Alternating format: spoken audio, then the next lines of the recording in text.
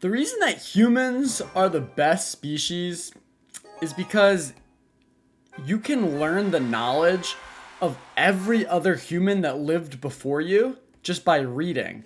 Like if you're a dog, for example, you're just born as a dog, you live your life, you have your experiences, you learn as you go, you become an old dog, an old wise dog, and then you die, and then all of your knowledge just dies with you.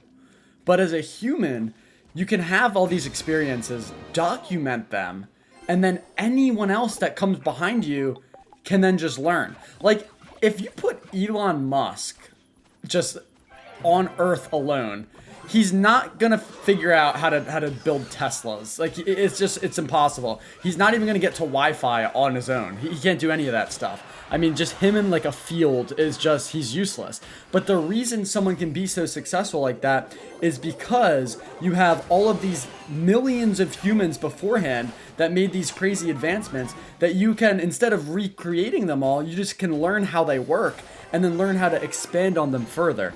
And I feel like that is the biggest, I mean, like the fact that language allows us to do that is the biggest differentiator between humans and any other species. And like, what would happen if you did take like another species, like say like elephants could write, and then elephants could like create, knowledge, books of knowledge, and pass it down from elephant to elephant. Like, you wonder what they would be able to do, but no other animal creates written language and stores it like we do, and it's why we're the best. But I do think that, like, since you can learn from all the other humans before you, it makes it so much easier for us to be productive, because you can just specialize into whatever job is like perfectly suited to your skills. So like, for example, like say you really like accounting. You can just spend your entire life doing accounting with the knowledge that you can just only do that, and with the money you earn from it, spend that money on anything else that you'll need. So like, everyone needs like a house, everyone needs food, everyone needs like all of their basic necessities met. Instead of you just doing the work for all of those things, like instead of you farming your own food, building your own house, creating your own clothes, like creating a car, instead of that, you can just specialize by focusing on the one thing you're really good at, only spend your time on that, which is where the most value is created, and then you just kind of win at life. And it's just, let's go for a little freeze here. Holy nutsack, this guy, he's getting absolutely creamed on. But I think like that's such an important thing, is specialization. Like say we had a little community with a builder, a farmer, and a clothes maker. Louis Vuitton. So if you were to have all three of those people do all of that work for themselves, like they build their own house, make their own clothes, farm their own food, it would just be so inefficient, because none of them would ever be able to really make advancements, because 2/3 of the time they're doing something that's not their best skill, which is a lot of time. But if you were to take that same little society and instead just say, okay, whoever's the best at building just does all of the building, whoever's the best at farming does all of the farming. So then instead of people doing an activity that uses 100% of their skill set and then 10% of their skill set, you get everyone constantly doing 100%. And that's why it's so, oh, a nice little kite. That's why we work so well. Because there's people that will produce music that I will never be able to produce in my entire life. Like, I have no shot of ever being able to play the guitar as well as some people. But I can still listen to their music and enjoy it, and pay to enjoy it, and I can pay to eat foods, and I can pay to live in the best houses and for the best vacations, just because I specialize in something else that provides value to other people, and then use that money to then buy everything that I need. And it's the best system ever, and people take it for granted. People really do. I mean, if you can learn, all you have to do to be successful in life, in terms of money at least, is to find one skill that you are good enough at that can pay for everything else that you want.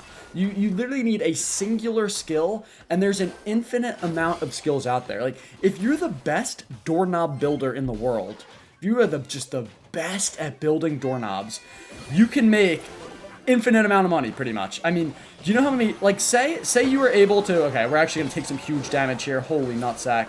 That is a disgusting smelly barrel. We're going to get some good damage too, though, so I guess it's fine. Say you were the best doorknob builder in the history of doorknobs, and you were able to take whatever the best doorknob is that exists, that thousands of humans have worked on and improved on throughout the years. You were to learn all about it. You figure out, okay, we can recreate this doorknob better with a different material that makes it a higher quality doorknob, but not only that, it's also $1 cheaper. And we can then market this to the world. And that might sound like so stupid, like, dude, there's no way like you can become that rich just off doorknobs. Think about if you were actually able to make a product that's better than one that exists and for $1 cheaper. And there are how many millions of doorknobs exist in the world? If you were able to save $1 on each of those, it would be so many millions of dollars of value that you just created. And I feel like that's something that people don't really think about that much. It's just like any little advancement becomes a huge advancement because of how many humans exist and the scale of which like one little thing can have for all of humanity. And that's why it's so beautiful. Like if advancement is a little bubble, you spend your entire life just edging out one little corner of the bubble to expand it a slight bit further. And like someone's entire life could just be making an advancement in doorknobs. Someone else could be like an Elon Musk is like, you know, colonizing Mars or whatever. So he might extend the bubble in multiple ways. But every human does their part to either like keep things going or they make some advancement. And then anytime an advancement is made, it's for all of humanity forever. And that's why we come so far, like with technology, and that's why technology grows exponentially. It's like, it's the greatest system. Nice hog, gonna jump over that boulder and then juke this one out as well. Holy nutsack, that gets me a little bit excited in certain parts of my body. But it really is just like, if you can make one advancement throughout your life, every human ever for the future is going to be able to use that. And it's kind of amazing. Even something small that like you wouldn't think about, like even small things are part of a bigger, like I'm sure there's a million pieces of you know, knowledge that came together for the internet to come into existence and for like computers and all of that stuff. And yeah, like there's a few super influential people that get a ton of the credit, like Steve Jobs, for example, for creating Apple. But you have to think about, okay, well, like, where did he get inspiration from? Because that whoever inspired him is also, you know, by default important in the whole system as well. But I just think it's kind of like, it's refreshing to think about the fact that all you need to do is find one skill that you are good enough at and enjoy enough, and you can just take care of your life in all of the ways that you need to. And that's just like the beauty of specialization, the beauty of just an open economy throughout the world, like, and the digital, like you can find a job. Like if you're really good at editing videos, you might not be able to produce videos yourself, but you can find someone on the internet in any country in the world who is going to pay for your services. And as a result, like you can just earn a living virtually by doing the one thing that it is that you enjoy and are good at. And I feel like that's a good like thought to have for people that are struggling to find out like what they want to do. It's like, okay, yes, it might be difficult, but you only need one. You only need one thing, and then you're good. And then you're like sorted out forever if you just do that one thing properly, you know? All right, this guy's got definitely a corny deck, and I do not appreciate it, but that dart, okay, hog, we don't really get anything cooking at any point against this guy, no matter what. Pull the lumberjack, nice, okay. That's actually really good. That hog's gonna connect, isn't it? Let's go Skelly's up here. Bowler's there, freeze, oh yes. Oh, let's just say my hog is specialized in taking towers. And the reason he works within my deck is because the barbs defend everything. The furnace applies a little bit of pressure, a little bit of this, a little bit of that, but it's the hog freeze that's gonna whip out his fat hammer and destroy the entire tower. And that's what I'm talking about. In life, be a hog rider. You don't need to be able to attack, defend, draw troops away from the tower, all these things. Just find what you're good at and pursue that. Barbs are good at defending hogs, so I will use them to defend hogs.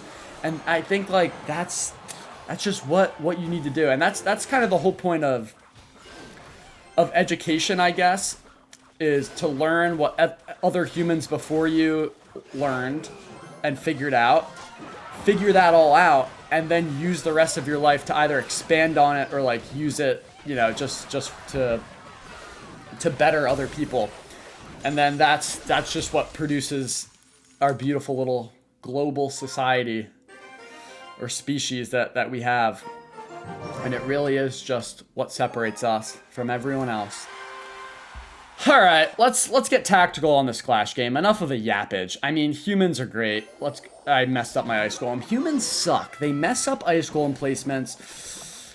And, oh, the Ice Golem? Okay, never mind. I thought I was going to the tower. So this is going to be a nice little 2.6 hog deck. I'm going to waffle stomp this guy.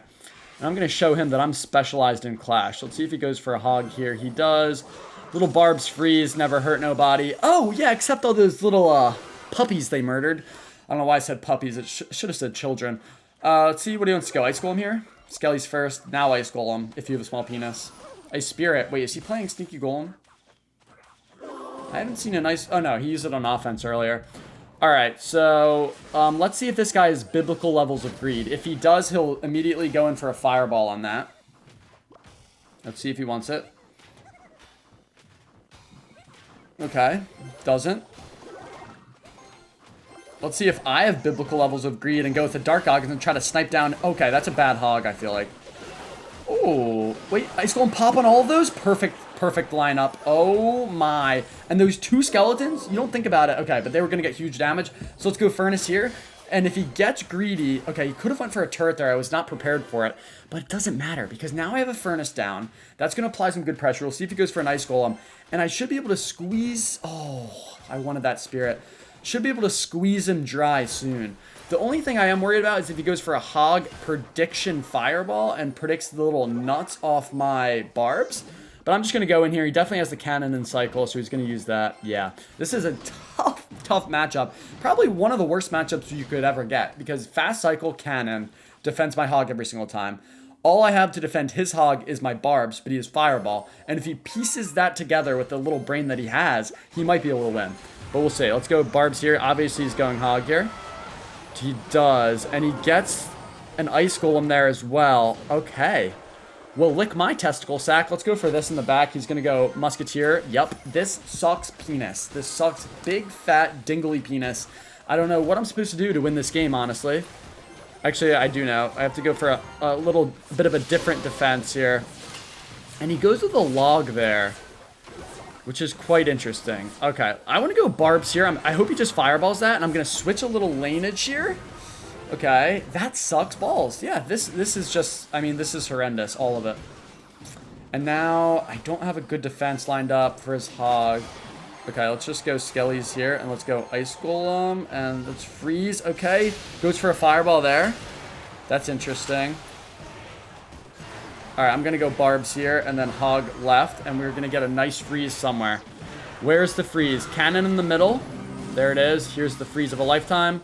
That grabs so much value. And those barbs are still a good threat, which I like. Come on, barbs. And he kind of just defends perfectly, if I'm going to be honest.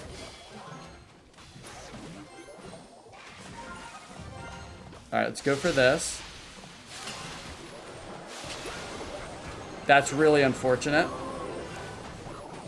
Okay, no hog hits, though. Yeah, this really sucks penis. I mean, I don't really know what I'm supposed to do about this schmuck. Let's just go for this. Hit this. Okay, I can't die to this hog here. Nice log. Oh, he gets the last little hit, and he gets the win. All right, if there's anything you've learned, it's that 2.6 hog means that guy has a 2.6 inch penis. He absolutely sucks testicles, and he barely won with literally the best matchup you could ever ask for in your entire life. If nothing else, take away that.